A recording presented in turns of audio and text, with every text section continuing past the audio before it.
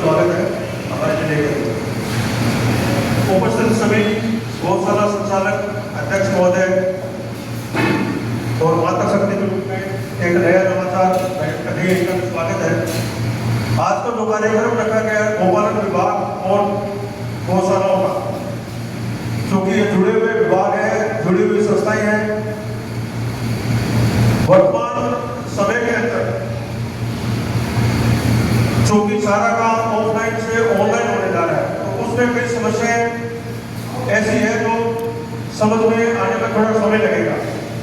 उसमें क्या क्या कठिनाइयां आ रही है, किन किन कठिनाइयों को अपन दूर कर सकते हैं, टेक की क्या समस्या है, डुप्लीकेट टेक की क्या समस्याएं आ रही है, वो सारी समस्याएं क्योंकि आने वाले समय में सारा काम ऑनलाइन होना है, तो उन समस्याओं के बारे में एक इंटरेक्शन प्रोग्राम रखा गया जिसमें गौशाला के साथ खुला संवाद रखा गया। क्या समस्या है, आप समस्या रखें और उसका प्रयास किया जाएगा तो मौके पर उसका समाधान किया जाए। ऐसी कोई समस्या है जिनका गौपालन स्तर पर, जयपुर के स्तर पर होना है, तो वो आप सुझाव देंगे या जो भी समस्या है वो आप खुल के नोट करवाएं ताकि उन समस्याओं का समाधान अपन कर सकें।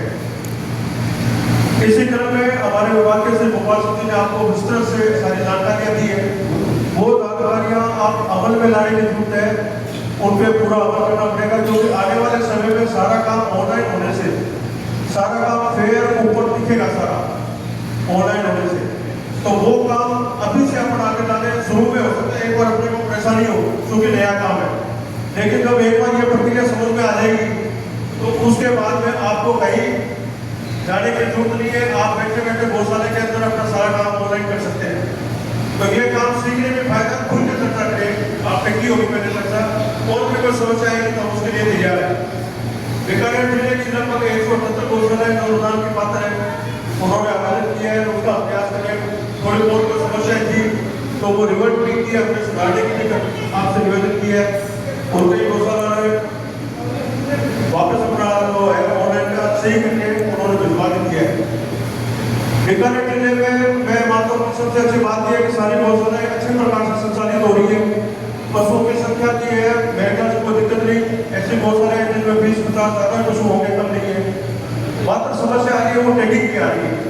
तो वो टैगिंग की समस्या है, ये मुख्य समस्या ये है, क्योंकि जो भी एनिमल या जो भी पशु आपके गौशाला में आ रहा है उसका पहला काम है टैगिंग करके उसको एंटर करना।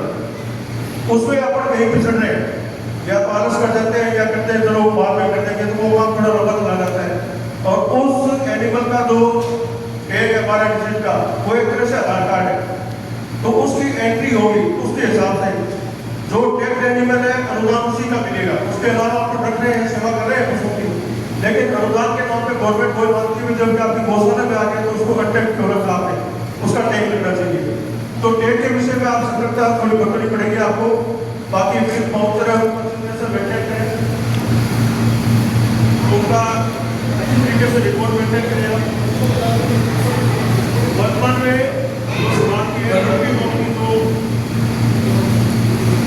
वर्तमान में विभाग के लंबी लोग का टीकाकरण चल रहा है, तो मेरा आपसे अनुरोध है कि पीछे अपन इस क्रांति को झेल सके।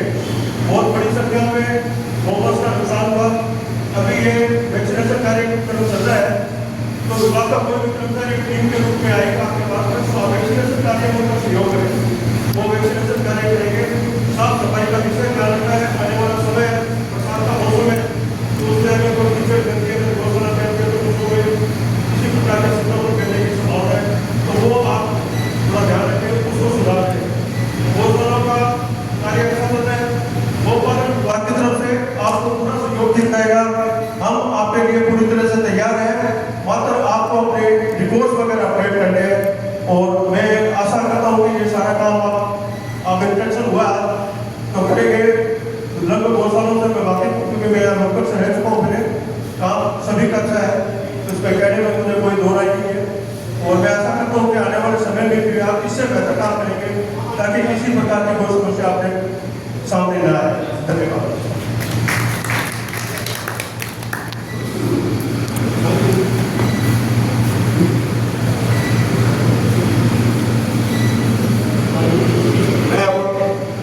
माननीय जॉन साहब से आज के कार्यक्रम को समापन की आज्ञा चाहूँगा। कार्यक्रम समापन करके और सभी के लिए भोजन कृपया भोजन करके ही पधारे। आप सभी पधारे और ध्यान से सुना। 2-3 चीज़ें हैं जो आपको जाके करनी है। एक तो आपका एनआफ में दर्ज है नहीं है, ये डॉक्टर से पता करना है। दूसरा, आपका रिपोर्ट अगले 7 दिनों में रिपोर्ट किस प्रकार है आपका, वो सारा चेक करना, उसको तैयार करना है। तीसरा, अब आपको अपने गौशाला का भौतिक सत्यापन स्वयं गौशाला के गोवंश का करना है। ये 3 चीज़ें आप ध्यान रखना चाहिए। आप सभी पधारे, उसके लिए बहुत बहुत धन्यवाद।